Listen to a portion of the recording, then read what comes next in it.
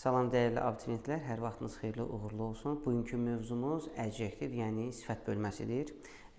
Əslində asan bir bölmədir, amma hər bir bölmənin öz püf nöqtələri var. Yəni imtahana düşən və bizi çaşdıracağı bir məqamlar var. Biz təbii ki də çaşmayacağıq. Niyə? Çünki hər dərs onu vurğulayıram. Baxın, testlərdə bu formatda yanlış verəcək və buna diqqət edin.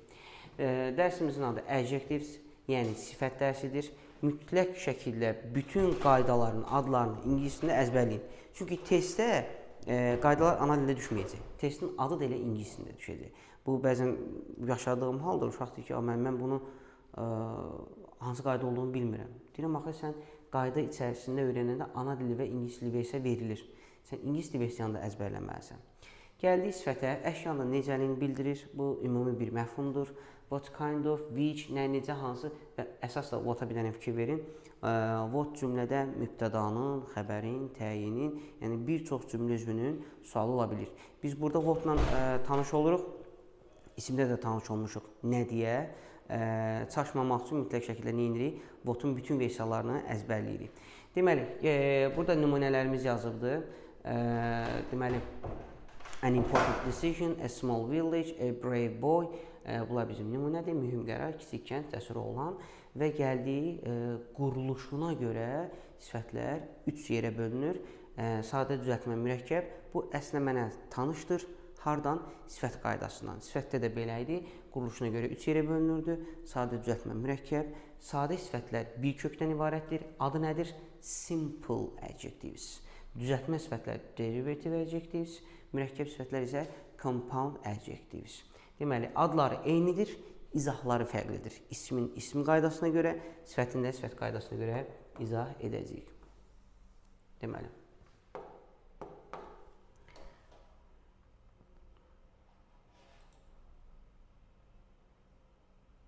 Aha, mən mütləq şəkildə, isimdə də bunu vurğulamışdım.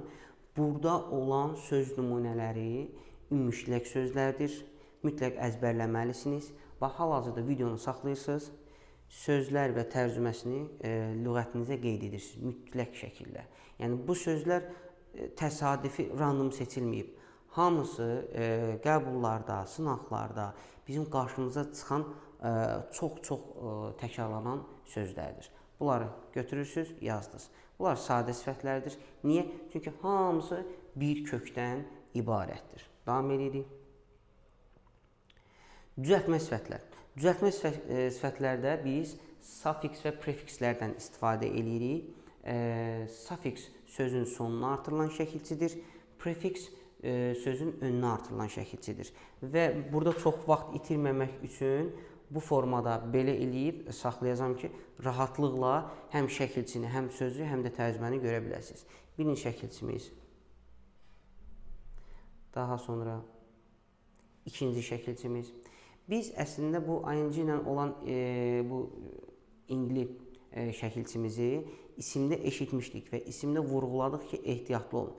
Bu isim düzəldə bilir, bu sifət düzəldə bilir, bu feildə davam edici zamanı düzəldə bilir, bu gerund düzəldə bilir, feili sifət birdə də hətta ing var. Yəni, bir çox məqamlarda ing-ni görə bilirik və biz burada demirik ki, mütləq şəkildə bu yalnız sifət düzəldir. Xeyr. Ona görə diqqətlə baxırıq. Buyurun.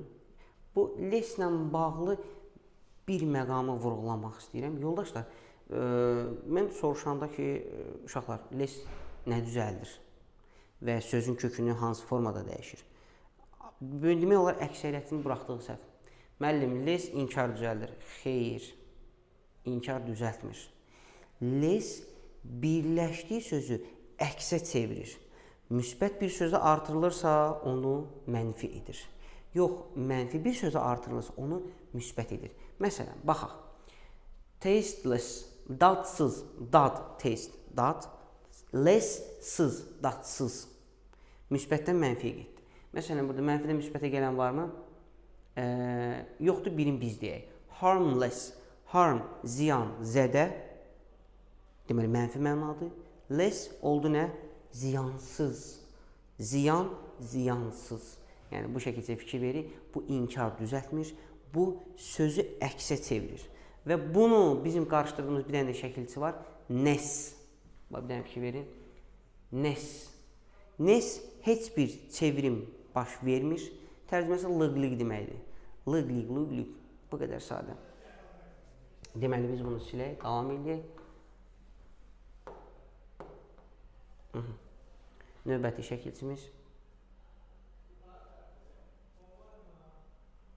Davam edirik. Davam edirik. Davam edirik.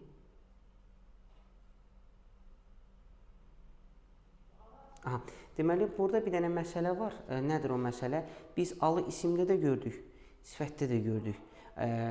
İsim necə düzəlir? Digər nitq hissələrinə artırıramsa, al olur nə? İsim düzəldən. Amma isimə artırdıqda isə o sifət olur. Məsələn, approve, bəyənmək, approval, bəyənmə isimdir. Gəldim, politik, məsələn, casual, accidental fərq yoxdur. Oldu isim, amma al artıranda ismi artırdığıma görə oldu siyasi. Siyasət, siyasi. Deməli, buna bir dənə fikir veririk. Deməli, növbəti şəkilçimiz nədir? Elvay şəkilçisidir. Mən bunu hər yerdə gördükdə demirəm ki, bu sifət düzəldir. Xeyr, yoldaşlar. Bunu mütləq şəkildə əzbərləyirsiniz. Elvay həm sifət, həm zərf düzəldir.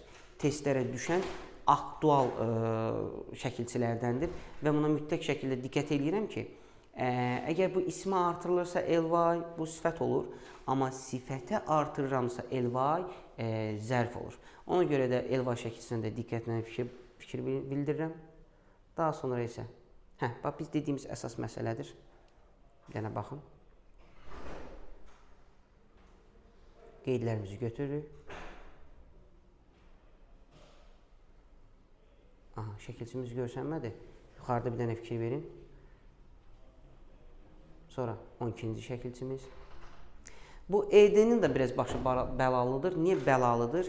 Bunu biz hal-hazırda sifət düzəldən şəkilçi kimi görürük. Amma vaxtı zaman çatacaq. Feil dərsinə çatanda biz orada past simple keçəndə deyəcəyik ki, feillər iki cür düzəlir, keçmişə çevrilir.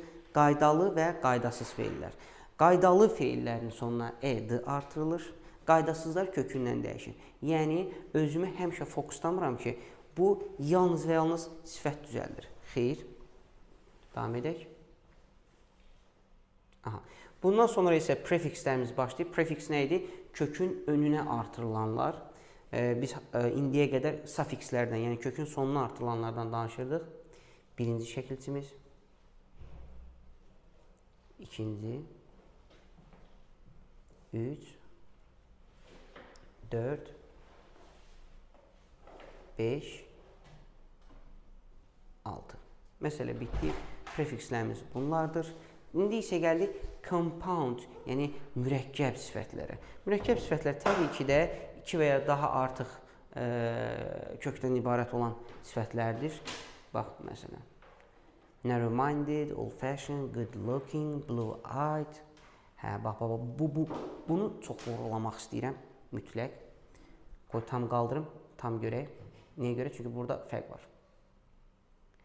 Deməli, yoldaşlar, bir sifətin 2 dənə şəkilçi ilə düzəlməsi var. Boring, bored. Interesting, interested. Deməli, bu bizim demək olar ki, şəkilçiyə dair hər şeyimizdir. Məsələn, insana deyə bilmərik də interesting man. Orijinaliyə görə, çünki cansıza aid. Interesting book olar. An interesting book. İnsana nə deyərəm? Interested deyərəm. Deməli, ed-dırsa canlıdır. Yəni, bunlardan sonra canlı isim yazacağam. ing-dirsə onlardan sonra cansız isim yazacağam. Bu məsələyə çox diqqətlə fikir verin. Bəzən biz bunu göz ardı edirik ki, yəni ing-də şəkilçi. Bəlkə heç oxumuruq daha. Amma testdə təbii ki də düşə bilər. Davam edək. Gəldi əsas məsələ. Sifətin dərəcələri. Sifətin 3 dərəcəsi var. Positive degree, comparative and superlative degree. Yəni, adi müqayisə üstünlük. Niyə görə mən birinci ingilisinə başladım? Çünki biz bunu ana dilində öyrənirik. Testə gəlib düşəndə, müəllim, comparative hansı idi? Axı bu imtahanda sənə düşsə sənin soruşa biləcəyin şəxs yoxdur. Ona görə mütləq şəkildə nə edirəm? Adlarını ingiliscəsində öyrənirəm. Gəlirəm birinci adi dərəcə ilə. Yoldaşlar, adi dərəcəni öyrənərkən mən dərəcələrə başlamamış mən sizə bir şey deyim. Hər bir dərəcəyə 2 dənə sual ver. 2 dənə sual ver. Dərəcə necə düzəlir? Necə düzəlir? Və necə tapım? Necə düzəlir və necə tapım? 2 dənə sual. Və sən bu sayədə testlərin hamısını tapmış olacaqsan. Adi dərəcə necə düzəlir? Heç bir düzəlmə düsturu yoxdur. Necə ki, Azərbaycan dili qrammatikada biz deyirik ki, bütün isimlər yaranarkən allıq halda olur. Daha sonra isə biz onu şəkilçilərlə digər hallarda işlədirik. Eynən də biz bunu sifətin adi dərəcəsi üçün deyə bilərik. Bütün sifətlər adi dərəcədədir. Biz onlara şəkilçi artıraraq müqayisə və üstünlük dərəcəyə gətiririk. Deməli, birinci suala cavab tapdım. Necə düzəlir? Düzəlmə yolu yoxdur. Bunu qoydum qırağa. Bəs ikinci sualımız nə idi? Mən testlərdə hardan bilim ki, bu adidir, müqayisədir, üstünlükdür. Bunun 2 yolu var. Ya mən bunu tərcümədən biləcəm, ya da açar sözlərdən. Tərcümədən necə bilə bilərəm? Əgər bir əşya və yaxud da ki, insan arasında fikir bildirirəmsə, bu müqayisə dərəcəsi olur. 2-dən çox, artıq orada 3 və 3-dən sonsuzluğa doğru, məsələn, 3 dost, 4 dost, 5 sinif yoldaş, 6 dost, yəni orada rəqəm varsa 3 və 3-dən yuxarıdırsa, bu üstünlükdür. Amma 2-dirsə, bu nədir? Müqayisə. Biz bunu between-lə among-da da görürük. Məsələn, between və among ikisi də eyni şeydir. Arasında deməkdir. Between 2, among isə 3 və 3-dən daha çox. Ona görə də biz deyirik ki, between müqayisənin göstəricisidir, among da üstünlüyü. Birinci yolun tərcümədir. İkinci yolun bax bunlardır. Açar sözlər. Təbii ki də mən məsələn testdə əzəz görəndə, not əzəz görəndə, not so əz görəndə deyəcəm bu hansı dərəcədir? Adi dərəcədir. Təbii ki də şərt ondadır ki, əzbərləmək lazımdır. Mən bunları əzbərlədim. Deməli, bağlayıcılar hansılar oldu? Əz, not so əz, not əz. Bəs mən burada nəyi sizə çatdırmaq istəyirəm? Testlərdə düşən ən böyük bəlalı bir şeylərdə bax budur. Tələbə və yaxud da ki, abituriyent baxır. Əzəz var, not əzəz var, not soyəz var. Deməli, soyəz də var. Xeyr, soyəz deyilən bağlayıcı yoxdur. Hətta biz aldanaq deyə soyəzin ortasına adi dərəcə qoyur ki, deyəsən ki, hə də soyəz var, adi dərəcə istəyir, məsələ bitdi. So big as. Xeyr, belə bir şey yoxdur. Niyə yoxdur? Çünki soyəz deyilən bağlayıcı yoxdur. Bəli, soyəzin inkarı var. Not soyəz. Amma təsdiqi yoxdur. Çox vurğulanması və testlərdə demək olar ki, çox verdiyiniz sualdır. Davam edək.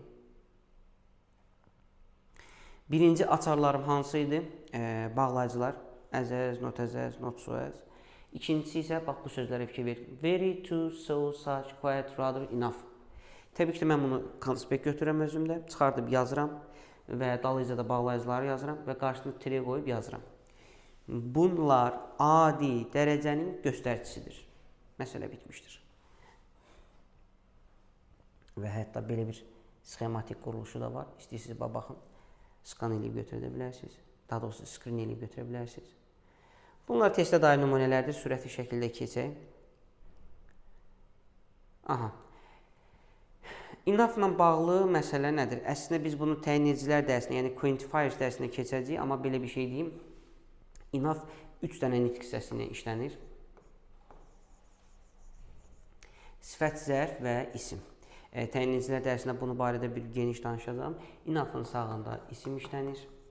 Solunda isə sifət və zərf işlənir. Deyərsiniz ki, müəllim, enough-ın sağında sifət ola bilərmi? Bəli, bir şərtlə mütləq özündən sonra isim olmalıdır. Yox, enough-dan sonra sifət var, amma isim yoxdursa, bu yanlışdır. Enough-dan sonra mütləq isim, enough-dan əvvəl isə sifət, zərf işlənəcək. Aha, davam edirik. Fikir verin, adi dərəcə bitdi. Sual verdim, necə düzəlir? Düzəlmə yöntəmi yoxdur. Bəs necə tapım? Tapdım. So, to, quite, enough, rather, as, not as, not so as. Gəldim müqayisə dərəcəsinə. Müqayisə dərəcəsinə sual verirəm. Necə düzəlir? Düzəlmə yolu 2 dənədir. Və more. Bir hecalıların sonuna artırıram. Çox hecalıların önünə more artırıram. Bax, diqqətlə fikir verin. Bir hecalının sonuna artırıram. Çox hecalının önünə more artırıram. Davam edin. Məsələn, belə bir nümunələrimiz var. Burada fikir verirsiniz, taller, older, stronger, easier, daha dar, daha məsələn uzun, daha yaşlı, daha köhnə, daha güclü. İki hecalar da aydın məsələdir.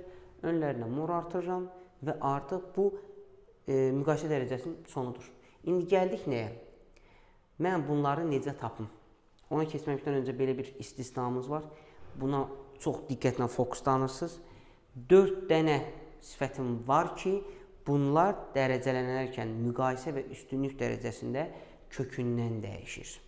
Good, better, bad, worse, little, less, much, many, more. Bu deməkdir ki, much'ın da qarşılığı more'dur, many'nin də qarşılığı more'dur. Bu mənim müqayisə dərəcəmdir. Testlərdə bunu necə verəcək? Yazacaq. Məsələn, more, better. Yanlışdır. Bir sifətə yalnız bir düstur artırmaq olar. Yəni, ya artır, ya more artır. İkisini bir yerdə artırılan bir versiyası yoxdur. Mümkün deyil. Ya artır, ya more artır. Və bunları mən heç nə artıra bilmərəm. Niyə? Çünki bunlar kökündən dəyişir. Və bunlar istisnadır. Aha. Başladım ikinci suala. Birinci sual nə idi? Dərəcə necə düzəlir? Cavab tapdım. Və more ilə. Və ikinci sual nədir? Necə tapım? Birincisi zəm bağlayıcısı. İkincisi much, a little, a bit, a lot varsa mütləq müqayisə dərəcəsidir. Və burada da bir dənə çaşdırılan məqam var, yoldaşlar. Bu çox belə ajataj yaradan məsələdir. Nədir o? 1, 2. Deyir, müəllim, siz dediniz ki, bir dənə sifətə 2 dənə düstur artırılmaz. Deyirəm ki, bəli. Gedib və bunu səhv götür. Deyir ki, yox, bu variant səhvdir. Deyirəm, axı, variant səhv deyil. Deyir, axı, siz 2 dənə dediniz, olmaz. Mən 2 dənə nə dedim, olmaz? Ya ya more artıra bilməzsən. Amma bir cümlə tərkibində 2 dənə açar ola bilər. Məsələn, amma bir dənə məsələ var. Hər ikisi eyni dərəcəni dəstəkləsin. A little nə istəyir? Müqayisə. Zən nə istəyir? Müqayisə. Hər ikisi eyni dərəcəni istədimi? Bəli. Deməli, mən bura müqayisə yazacağım. Məsələ bitmişdir. Yaxşı, bura very yazsa ki, very nöqtə zən. Düzdürmü? Təbii ki də yanlış olacaq. Niyə? Çünki very adi dərəcə istəyir, zən müqayisə dərəcəsi istəyir. Və burada bir dənə boşluq var. Mən bir boşluğa nə yazım? Adi yazım, müqayisə yazım. Deməli, o yanlışdır.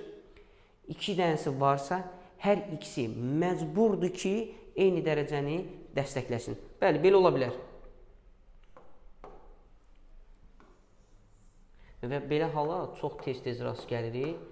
Abituriyentlərimiz də deyir ki, müəllim, bu yanlışdır. Təbii ki də yanlış deyil, doğrudur.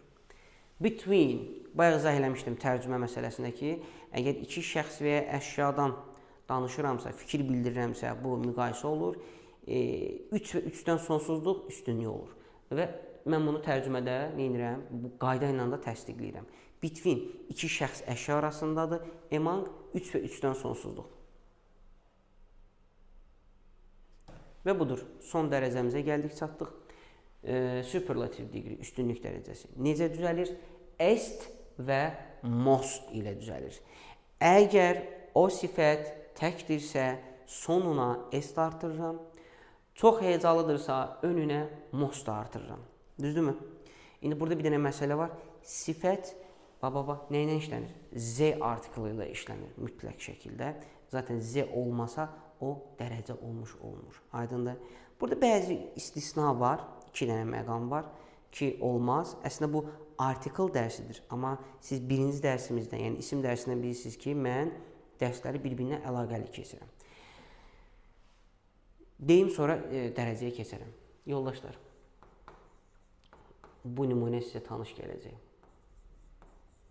Yelik hal və əvəzlikdən sonra artikel işlənməz. Bu artikel dərsidir. Və mən burada bir söz işlətdim. Dedim ki, sifətin üstünlük dərəcəsində Z olmasa, bu düzgün dərəcə deyil. Amma bu iki istisnadır. Ali apostrof S, my, mən bura artıq şey yazmıram. The tallest yazmıram. Tallest. Tallest. Fikir verirsiniz. Z getdi. Niyə? Çünki bunlar özündən sonra artikel istəmir. Buna çox diqqətlə fokuslanırsınız. Testdə düşsə, əminəm ki, əksəriyyətinin buraxacağı çox kobud bir səhvdir. Tək hecalı sifətim, tall, tallest, nə bilim, old, oldest, davam edirəm.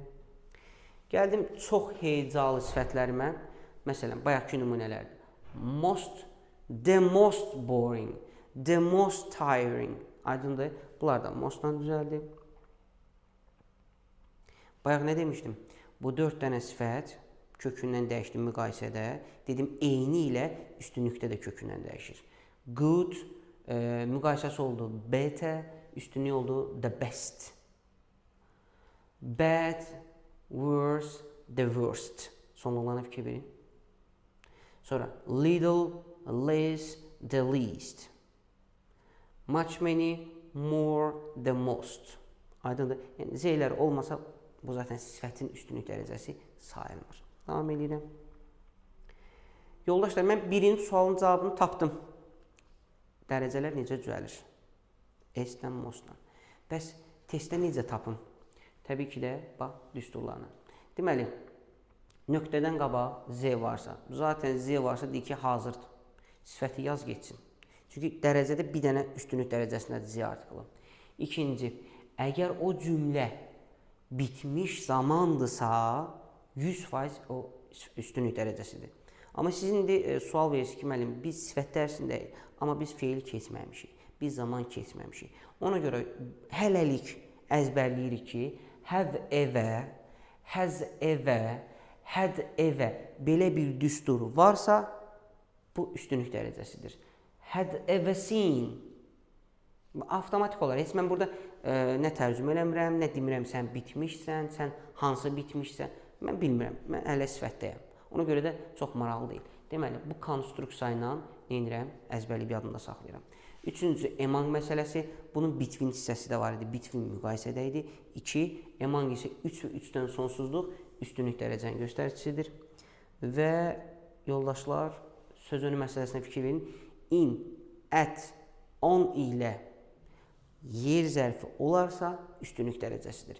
Sinifdə, nə bilim, otaqda, rayonda, ailədə, işdə fərq eləmir. In, at, onla verdimi, üstünlük dərəcəsi olacaq. Davam edirik. Bu da ona dair nümunələrdir.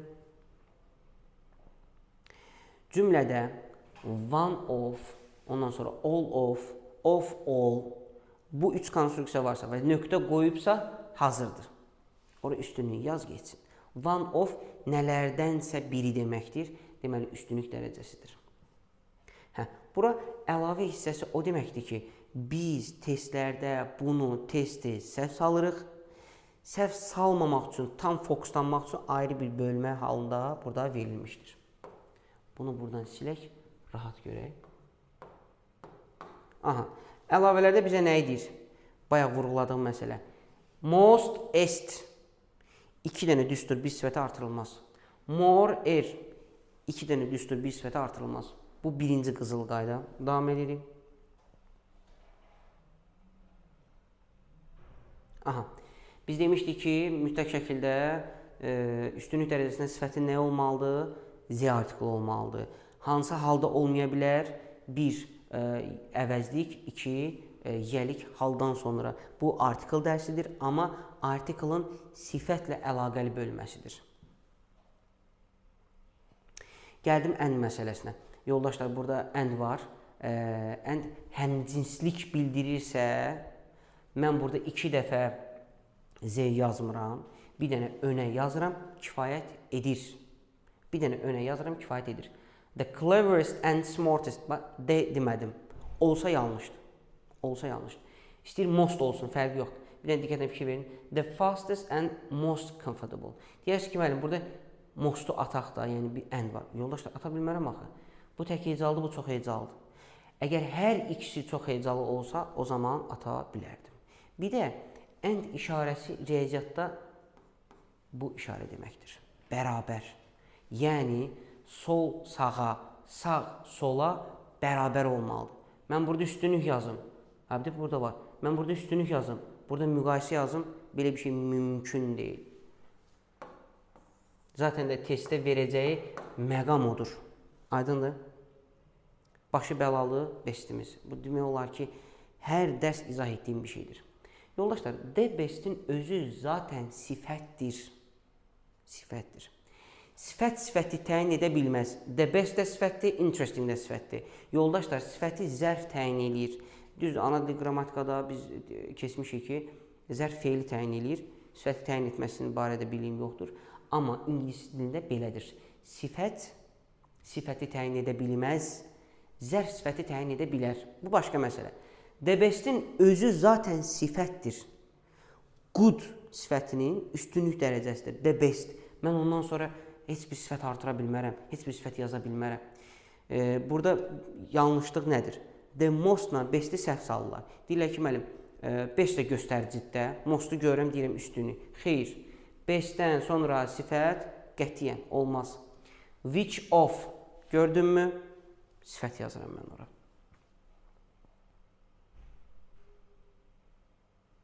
Baxın, deyir ki, which of-dan sonra iki şəxs varsa, müqayisə dərəcəsi 3. Bax, 2, 3. 2, 3. 2 deyirsə, müqayisə 3. Bu hər şeydə belədir. Bu which of-da da belədir. Which of olmasa, adi 2 dənə məsələ, Əli və Leyla bitdi. Əli, Leyla və Kərəm oldu 3, olur üstünlük dərəcəsi. Gəldim bu hissəyə. Bax, bu da başı bəlalı bir məqamdır. Niyə görə? Mən bunu nümunənin üstündə izah eləmək istəyirəm. Yoldaşlar, old sifətinin müqayisəsi və üstünlüyü iki cür düzəlir. Old, older, the oldest. Old, elder, the eldest. Aralarında fərq nədir? Aralarındakı fərq ondan ibarətdir ki, old ikisi də daha böyük deməkdir, daha yaşlı deməkdir. El də ailə daxilindədir, ata, ana, bacı, qardaş. Old isə artıq ailədən çıxdı. İş ola bilər, nə bilim, sinif yoldaşı ola bilər, hər şey aiddir. Ailə olur eldest, amma digəri olur old mənasında. Özüm mən fokusladım. Deyirəm ki, Leyla bacısından böyükdür. Leyla ilə bunun bacısı Ayşən adında iki qızdır. Deməli, bunlar bacıdırlar. Belə çıxır ki, mən həmişə eldest yazacağam, düzdürmü? Xeyr. Və yaxud da ki, elder fərq eləmir. Niyə? Zən ilə elder və yaxud da ki, eldest, bunun müqayisə və üstünlüyü fərqi yoxdur. Daha doğrusu, zən müqayisənin göstəricisidir, üstünlüyü olmur, müqayisəsi olur. Zən ilə el də yan-yana işlənə bilməz. Bu bir istisnadır. Bəs niyə edəcəm? Məcbur, bax, məcburiyyət qarşısında qalıb, zənin yanında ol da deyəcəm. Bu bir istisnadır. Amma qalan bütün versiyalarda problem deyil. Mən orada eldest deyəcəm. Bir dənə cümləyə fikir verin. Bax, mənim böyük qardaşım, burada el də yazıb, burada ol da yazıb. Yoldaşlar, mən sizə demədim ki, zən olan, bax, bir dənə qaydaya fikir verin, zən olan cümlədə el də olmaz. Xeyr, mən belə bir şey demədim. Mən nə dedim? Zənin düz yanında el də ola bilməz. Nə olar? Ol də olar. Düzdürmü?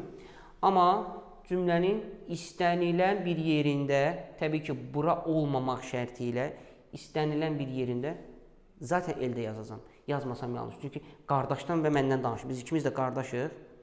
Qardaşım məndən böyükdür. Mən burada ol da yazsam yanlışdır. Ne yazmalıyam? Elder yazmalıyam. My elder brother, mən böyük qardaşım, məndən 2 yaş böyükdür. Bu hissəyə fikir verirəm və bu hissəyə fikir verirəm. Zəndir deyə mən burada elder yaza bilmirəm. Qaydamız yekunlaşdı. Bundan ibarətdir. Bəyənməyi, paylaşmağı unutmayaq ki, digər yoldaşlarımız da bundan bəhrələnə bilsinlər. Uğurlar, Allah sizə açıqlıq versin. Sağ olun.